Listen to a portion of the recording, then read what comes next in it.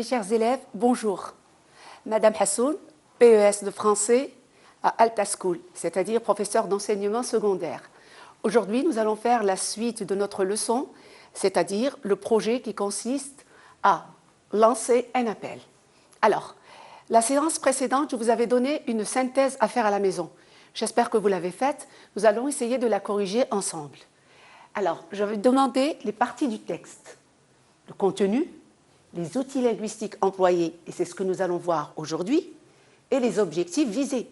Parce qu'on a dit que dans un appel, on a toujours un objectif. Alors, la première partie du texte, elle commence de voilà jusqu'à l'humanité. Le contenu de cette partie, l'auteur nous fait un bref rappel des vrais objectifs de la conquête européenne et ses conséquences. En ce qui concerne les outils linguistiques employés au service de ce discours, il a employé le mode de l'indicatif, comme on a toujours dit, le mode du certain, c'est-à-dire ici, il a employé le passé, parce que cette Europe, elle a déjà fait, c'est dans le passé composé et le présent. Les objectifs visés, c'est un réquisitoire. Alors, mes chers élèves, j'espère que vous n'avez pas oublié ce que c'est qu'un réquisitoire. Le réquisitoire, c'est le contraire d'un plaidoyer. C'est-à-dire, quand on fait un réquisitoire, on dénonce, on est contre. Donc là, il condamne l'Europe. C'est la condamnation de l'Europe. Et le mot réquisitoire, vous l'entendez beaucoup dans les salles de tribunal. Très bien. La deuxième partie, elle va de regarder jusqu'à envier. Vous avez vu le texte hier. Alors, dans cette partie, et c'est la partie la plus importante, l'auteur présente des arguments pour sensibiliser. Toujours pour quelque chose, pour quelque chose. Alors, les arguments, vous les avez vus, on les a vus hier, donc il ne faut pas la singer, faire comme l'Europe, suivre le modèle européen. On peut agir par nos propres moyens. C'est ça, les arguments. Les outils employés, c'est la négation, ne pas singer, ne pas faire ceci, ne pas suivre l'Europe. Et l'impératif. L'impératif qui est le mode de l'injonction pure. On va le détailler par la suite. Les verbes de modalité. Pour les objectifs visés, ce sont des illustrations. Il a donné des exemples. C'est-à-dire, il faut rompre avec le modèle européen. Éviter le mimétisme. Le mimétisme, entre parenthèses, c'est quand on veut imiter quelqu'un. Mimétisme, c'est l'imitation de quelqu'un. Bien, nous allons passer à la suite. Donc, la troisième partie, c'était, elle n'apparaît pas, mais c'était l'appel proprement dit. Et là, l'auteur nous a montré que l'objectif visé était l'innovation. Il faut créer, il faut inventer. Voilà, nous avons corrigé cette partie de synthèse et j'espère que vous avez compris pourquoi. C'est pour la production du compte-rendu. Et je le dis et je le répète, le compte-rendu objectif est très important pour vous parce que le jour de l'examen, vous allez l'avoir pas à 90%, mais à 2000%. Allez, mes chers élèves, nous passons maintenant à la séance 2 qui est les outils linguistiques. Alors, nous allons voir aujourd'hui l'injonction, et ce que c'est que l'injonction, les verbes de modalité et les verbes performatifs. Ce sont des mots, ce sont des termes que vous venez de voir pour la première fois, parce que ça n'a pas été étudié ni en deuxième année, ni en première année. Alors suivez-moi attentivement. Voici l'activité 1. On travaille toujours avec des activités, parce qu'en fait, quel est notre objectif? C'est de passer d'un savoir à un savoir-faire et à un savoir-dire, c'est-à-dire réinvestir ce qu'on vient d'apprendre. C'est ça l'objectif. Alors, activité 1. Voici des phrases extraites du texte de Frantz Fanon. Regardez, si vous vous en souvenez. Voyez combien l'ombre de ces monuments s'étend. Fuyons, camarades, ce mouvement immobile. Allons, frères, nous avons beaucoup trop de travail. À quel temps et mode sont les verbes? Justifiez cet emploi. Donc, attention, j'ai bien dit à quel temps et mode.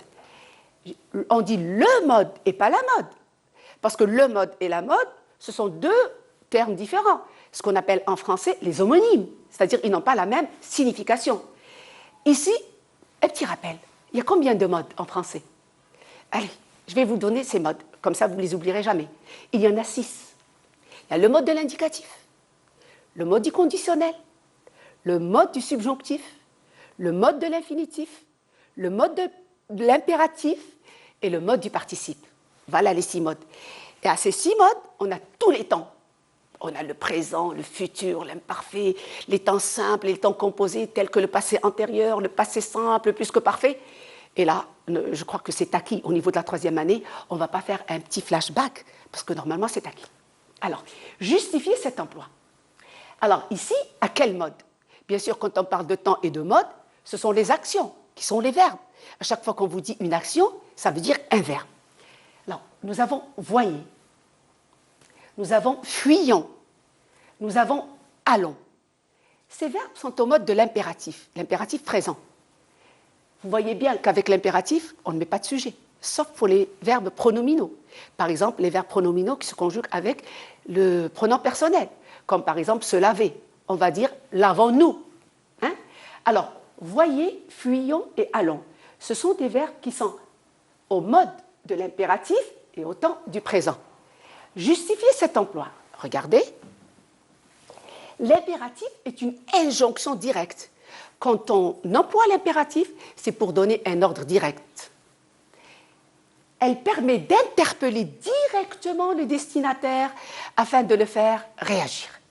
Donc, quand on emploie l'impératif, c'est qu'on demande à notre interlocuteur, à notre récepteur, à notre destinataire de réagir directement. Très bien. Je continue. L'activité 2. Il faut inventer, il faut découvrir. Nous pouvons tout faire à condition de ne pas singer l'Europe. Nous devons penser à nous-mêmes. Je demande à tous d'orienter nos cerveaux et nos muscles dans une direction nouvelle. Quel est l'objectif visé par l'emploi des verbes soulignés? Bon, je ne les ai pas soulignés, nous allons les retrouver, j'ai fait ça exprès. Sont-ils équivalents? On va répondre à ces questions. Donc, il faut, nous pouvons, nous devons, je m'arrête là. Ce sont des verbes qu'on appelle des verbes de modalité. Pourquoi l'auteur emploie-t-il ces verbes? Eh bien, tout dépend de son intention. S'il voit que l'objectif visé est quelque chose qui est dans la mesure du possible, il va employer la possibilité. Et à ce moment-là, il va employer le verbe pouvoir. Si c'est dans l'obligation et qu'on n'a pas le droit de chercher à droite et à gauche, il va employer le verbe devoir. C'est une obligation. Et si c'est dans la mesure, enfin dans la possibilité, non, enfin, disons dans l'intention de la nécessité, c'est comme respirer de l'oxygène, c'est nécessaire à la vie. Donc c'est il faut. Quand on dit il faut marcher pour maintenir sa santé, c'est une nécessité. Alors on appelle des verbes de modalité. Pourquoi des modalités? Parce que ça change le sens de la phrase. Regardez, je vais vous donner un exemple. Actuellement, qu'est-ce que je fais? Moi, je travaille. Je vais puiser un exemple de la situation actuelle. Je travaille. Vous allez me dire, l'action, c'est travailler. Je travaille. Mais si je dis, je peux travailler, est-ce que c'est la même chose? Non. C'est-à-dire, j'ai la possibilité de travailler. Si je dis, je dois travailler, l'action est toujours la même, travailler. Mais là, c'est une obligation. C'est comme si on m'obligeait à travailler. Et si je dis il faut travailler, là c'est une nécessité. Je dois gagner de l'argent pour travailler. Mais l'action elle est toujours la même, c'est travailler. Mais les modalités changent. Bien, regardez ce verbe. Je demande à tous d'orienter nos cerveaux et nos muscles dans une direction nouvelle. Je demande. Ici, c'est le verbe demander. Alors là, que fait l'auteur? Que fait l'énonciateur? Que fait l'orateur? Il met sa responsabilité en avant. C'est-à-dire, lui, il demande. Il dit « je demande ». Et ce n'est pas un verbe de modalité, c'est ce qu'on appelle un verbe performatif. C'est quoi un verbe performatif? C'est un verbe qui met la responsabilité de l'orateur en avant. C'est-à-dire qu'il assume sa responsabilité. En plus, l'acte et l'énoncé et l'acte sont simultanés, en même temps. Je vais donner un exemple. Quand je dis « Messieurs, dames, la séance est ouverte », eh bien, la séance, elle est ouverte en même temps que l'énoncé, en même temps que je le dis. Donc, vous voyez la simultanéité en même temps. Voilà les verbes performatifs. Alors, pour les verbes performatifs, on a le verbe demander, on a le verbe prier, on a le verbe conseiller, on a le verbe exhorter. Mais attention, je vais vous faire une remarque. On dit demander de faire quelque chose et exhorter à faire quelque chose. Faites attention à cette nuance dans les prépositions de et à. C'est clair? Nous passons à la suite. Alors, la réponse, tous ces verbes servent à lancer un appel dans le but d'amener le destinataire à faire quelque chose de précis. Ils ne sont pas équivalents. Et ça, c'était la question que j'avais posée. C'est normal qu'ils ne sont pas équivalents, car ils n'interpellent pas la cible de la même façon. Donc, si vous vous rappelez bien, quand je vous ai parlé du discours argumentatif, je vous avais dit que le discours injonctif, c'est une suite. Donc, un argumentateur, il n'a pas forcément raison, mais il sait comment présenter des arguments pour convaincre quelqu'un, le persuader. Alors ici, ce quelqu'un, on l'appelle une cible. Pourquoi ils ne sont pas équivalents? C'est très simple. Je ne vais pas convaincre un lettré comme je vais convaincre un illettré. C'est différent. Hein? La stratégie est différente. Vous avez compris. Nous allons voir la suite. Alors, donc, en grosso modo, il existe deux types de verbes. Il y a les verbes de modalité tels que falloir, la nécessité. Ah, il n'y a pas le ER à nécessité. Nécessité, E, accent. Attention, hein. E, accent, je répète. Le verbe devoir pour l'obligation, le verbe pouvoir pour la possibilité. Ça, c'est un rappel. Les verbes performatifs, exemple, demander, prier, conseiller, exhorter à, etc. Mes chers élèves, quand on met etc., on met un point, on ne met pas 3 points. Parce que déjà, etc. veut dire les 3 points. Et ça, c'est une répétition, et ce n'est pas joli. Alors, remarque, le verbe performatif est généralement à la première personne. Très bien. Je vous avais dit tout à l'heure que l'orateur, il met sa responsabilité. Donc, il va parler en sa propre personne. Alors, c'est à la première personne. Soit c'est le je, le plus simplement possible, soit c'est le nous. Hein, le nous, quand il veut se donner une certaine valeur, tel que le nous d'autorité. Hein. Nous avons décidé alors qu'il n'y a que seul. Et ça, on le sait. Présent de l'indicatif et à la forme active. Très bien. Alors, activité 3, je vous demande de transformer les extraits suivants en injonction directe. Jeunesse d'Afrique, où que vous soyez, il faut que vous sachiez que le moment est arrivé pour nous tous d'unir nos efforts et d'asséner le coup de grâce à l'impérialisme. Nous devons tous ensemble creuser la tombe où s'enlisera définitivement le colonialisme. Alors, voilà. Donc, en injonction directe, qui dit injonction directe dit impératif. Donc, comment on va dire? Je vais vous le faire moi-même.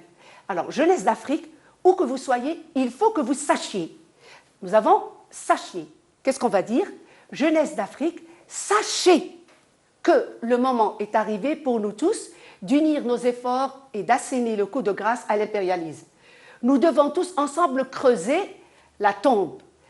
Creusons, parce que nous devons. Creusons la tombe où s'enlisera définitivement le colonialisme. Vous avez vu que j'ai travaillé sur les verbes qui sont à l'infinitif. Ça va de soi, parce que vous avez appris depuis que vous étiez jeune que quand deux verbes se suivent, le deuxième se met à l'infinitif. Or, c'est l'infinitif qui est le plus important. Nous passons à la suite. Très bien. Alors, là, je suis sortie un petit peu de Frantz Fanon, parce que Frantz Fanon, quand même, il nous a cassé un petit peu la tête. Donc, je vais m'adresser aux jeunes. Donc, aux jeunes qui n'ont aucun repère dans leur vie, je demande de suivre ces conseils. Ne pas se décourager après le premier échec. Avancez positivement dans ce que vous entreprenez. Réfléchir avant d'agir.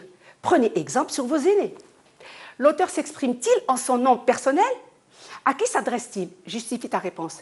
Je vais vous laisser faire ce travail à la maison. Et je passe à la suite. Donc, relève les énoncés au mode infinitif et indique la nature de la structure syntaxique, justifie l'emploi de ce mode. Donc, nous allons passer au statut du locuteur. Donc là, vous voyez un petit peu, j'ai écrit tout ça. Une maman à son fils, un professeur à ses élèves, un touriste à un passant. Donc, le statut du locuteur. Le locuteur, il a un certain statut. Il va essayer d'employer son autorité morale. Qu'est-ce que ça veut dire une autorité morale? Une autorité, on sait ce que c'est, mais morale. une autorité morale, on n'acquiert pas ça avec la force, les armes et la violence. Morale, ça vient tout seul, par les actes exemplaires, par le respect qu'on octroie à autrui, c'est-à-dire le droit de respect donné à autrui. C'est ça la compétence, l'autorité morale, c'est-à-dire que les gens nous respectent de par nos actes. Alors ici, elle dit « soit ». Un professeur à ses élèves, recopier. Là, c'est « tu ». Là, c'est « vous ». Un touriste à un passant, excusez-moi, c'est vous.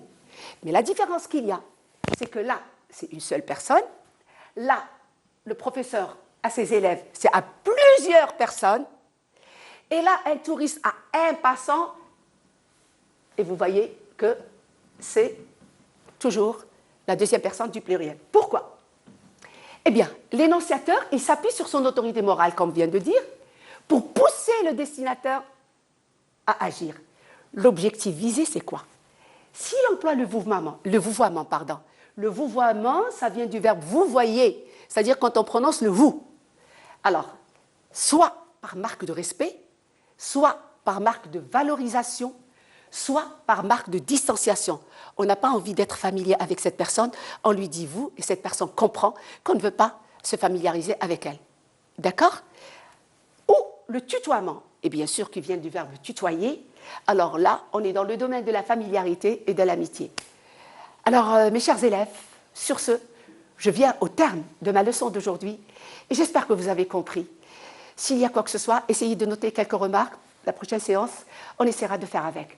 Et je vous dis au revoir et je vous dis bon Ramadan. Et ne mangez pas beaucoup, hein? Travaillez beaucoup. Au revoir. Restez chez vous.